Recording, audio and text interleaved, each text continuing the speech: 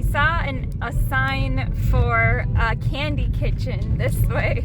So we are trying to find the candy kitchen in this teeny tiny town called Knife Point. And I don't know if we took the right exit. Well, It was the first exit, so I would hope so. probably down here by the storefront. The storefront and the lakeside scenic drive, most likely. Oh, there it is. There it is. Alright. Looks yummy. It is very pretty.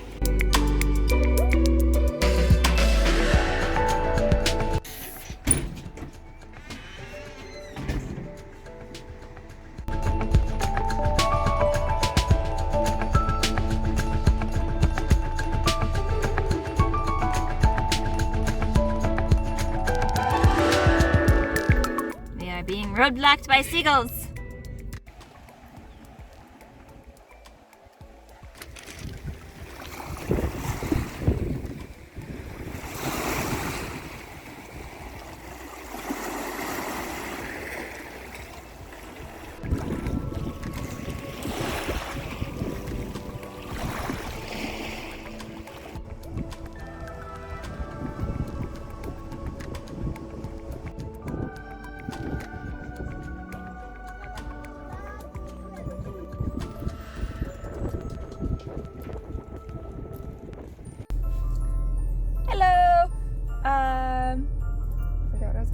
Oh well.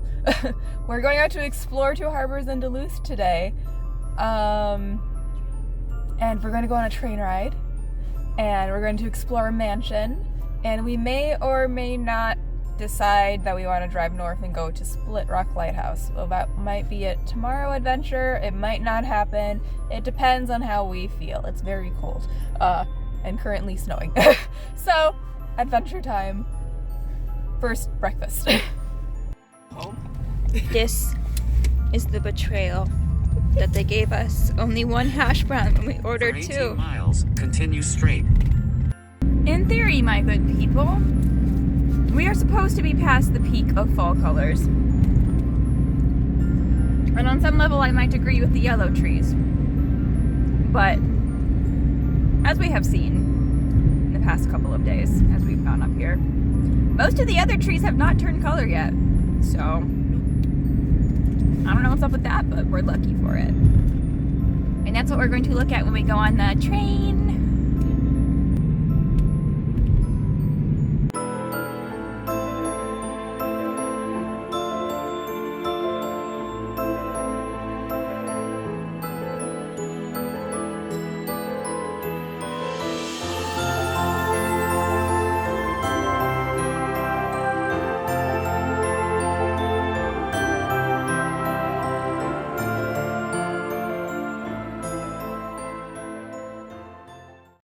We are at Split Rock Lighthouse now. We decided we were actually going to come up here earlier in the day so that we had time to get back to Duluth to do the mansion tour and then go on our train tour / ride.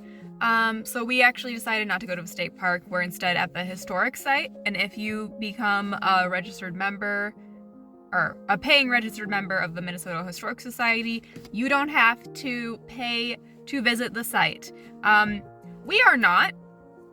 Someday we might be, but we are not yet. So we're going to go in and pay once it turns 10 a.m. and they can let us in, and then we'll show you around the historic site. World, and if you're outside like the Midwest or the Great Lakes, they don't really know about the pits. And they're like, oh yeah, this went down in like 1905. I'm like, no, this went down in 1975. Yeah. And the youngest guy who went down on it was 18. And if he was alive today, he'd be my dad's age. Wow,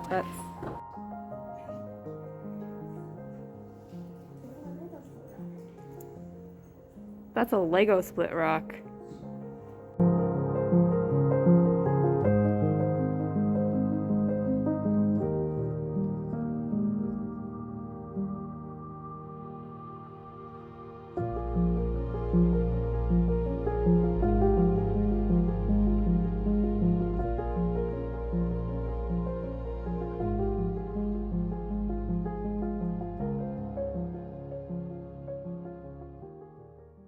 we're at the Lighthouse Exhibit Center, and we just saw a small exhibit on the Edmund Fitzgerald, which went down in 1975. All the bodies are still down there, so there is a no dive zone, and you need permission from the Canadian government, the American government, a historical society that is backing you, and the permission of the families, because it is an actual grave site. And you also need a scientific organization backing you to go down there. The Edmund Fitzgerald actually sank on the other side of Lake Superior from where we are, but there was a ship that went down called the Medina, or the Madeira, sorry, that is the reason why Split Rock Lighthouse was built, and it's a known dive site. And there are remains still there as well. So lighthouses here on Lake Superior are very important, and we're going to go and see the lighthouse shortly.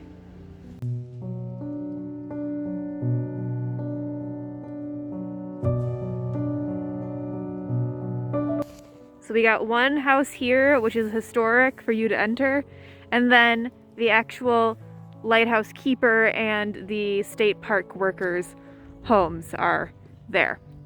So this is a working lighthouse. Yep.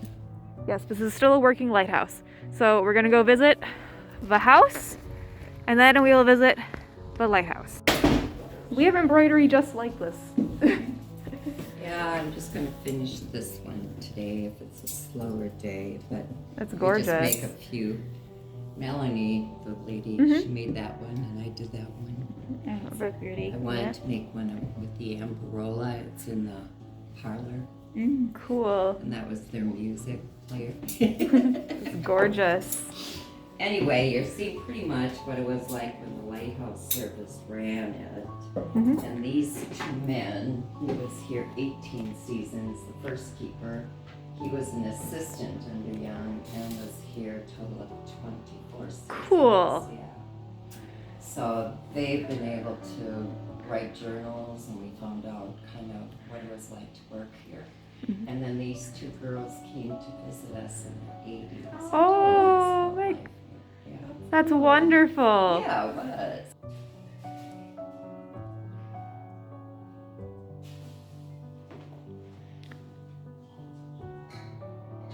Their radiators are so pretty. Their music player. And Barola. Why don't you take a look inside to the chest? It's a traveling library. Look at that. You know who has some of these? Granny. Granny has some of these.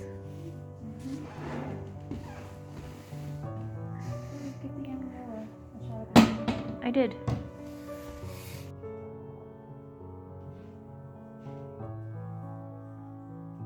Okay, so my family farm has these exact lace curtains. And we have a blanket that is very similar to this. Literally thirst fought.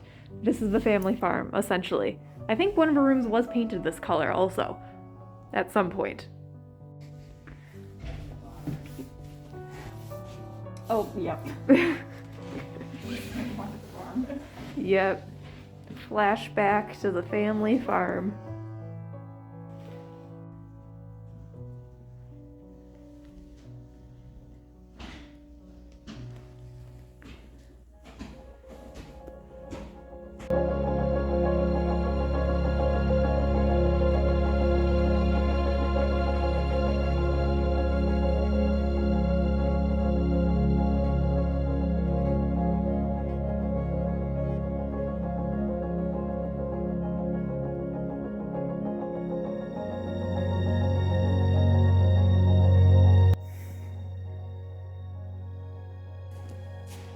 Such a dangerous place. all of the ships that have been lost. If you listen hard enough, you can hear the sound of the waves.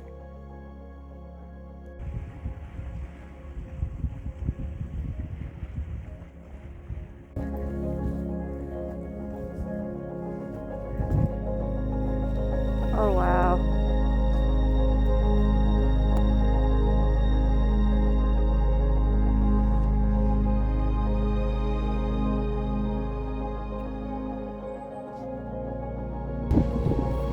We are back in Duluth, and it is not raining. I think it's snowing, or it's doing that thing where it's not rain, it's not snow, but it's something in between.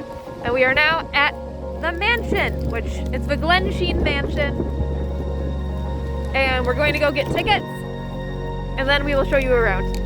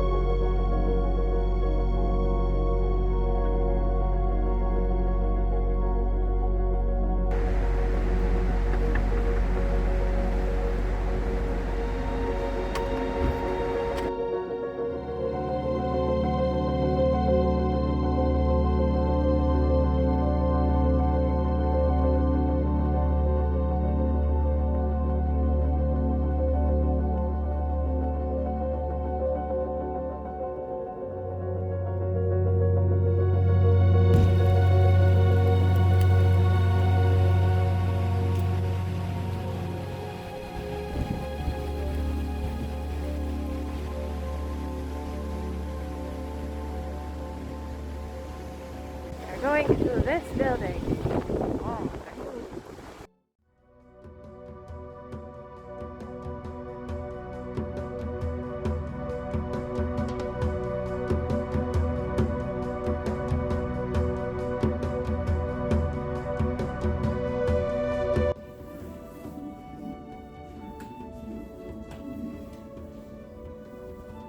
and you got this one up here to turn to. And that's for your compass. I think it's direct.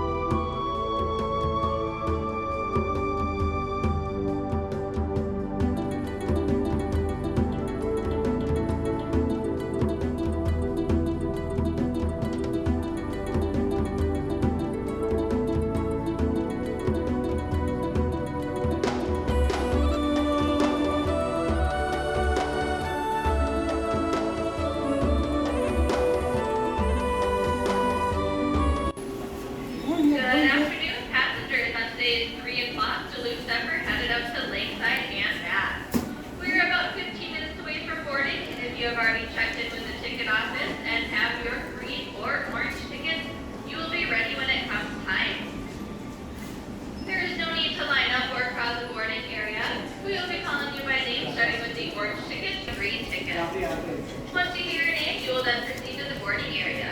Orange first class tickets will be heading into the Skyview Dome Park, where you do have assigned seats, so be sure to check those on your tickets. The green coach tickets will then be headed under the free remaining historic passenger card or under the open air card.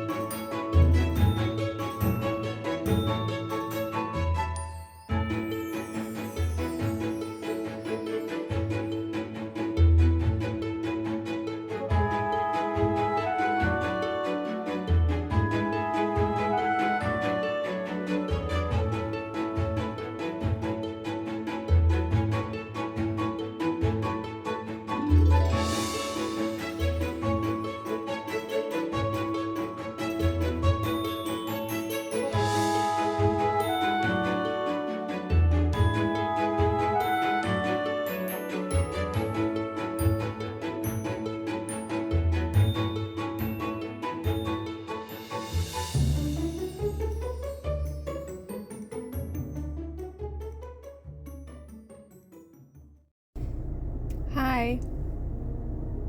Today is the last day of our Whirlwind creative recharge, and I got up early to come to the Two Harbors navigation project, otherwise known as Agate Bay, and possibly catch the sunrise. I think I might have failed on that. But I was hearing ships come in. I was here for like the last 3 hours, and there's 2 ships currently in port getting, or either unfilling or filling with iron ore. I don't know which. I'll show you in a moment. But today is going to be packing and then shopping, or going into shops and going into antique shops and art galleries on the way back down to home. It looks like high tide currently out here at Agate Bay. It's absolutely gorgeous out. It's windy. It's 30 degrees Fahrenheit, which not as cold as it can get, but still pretty cold. And yeah, I'm going to go for a small walk, do some filming for you this morning, and then maybe hit up one of the cafes in town. There's a couple that I was looking at. I'm like, ooh, those look really nice. But my partner, well, one of my partners, has dietary restrictions. And my other partner is allergic to quite a bit of stuff. So, I will be going alone, so that we don't have to worry about whether or not they can eat, and I'll just go and get them McDonald's hash browns later, and maybe some pancakes. But yeah, so that's what I'm gonna do, and hopefully the seagulls aren't rude like they were the other day. They wouldn't let me drive anywhere. Okay.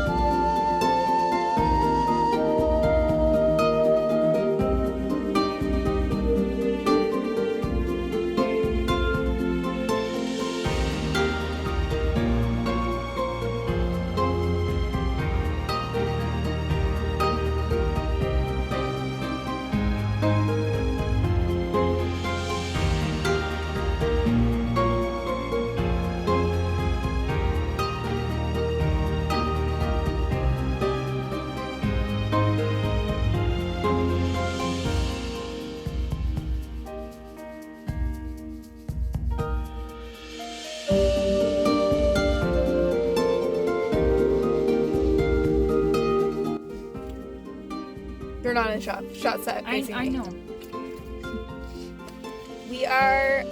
We stopped by Toby's on the way home, and now we're gonna continue reading our anthology of the Heralds of Eldamar. That's not what this one is called. Moving Targets and Other Tales of Eldamar. We're only in the first book, or first story, but I don't know. I think these anglerfish bats are what's causing the chaos currently. I don't know if they're called Miss B things that I'm just being increased. You're really fixating on those. I am really fixating on those. But yeah, so thank you for watching. I hope you have a wonderful day. May all your side quests be memorable and your main quests be fulfilled.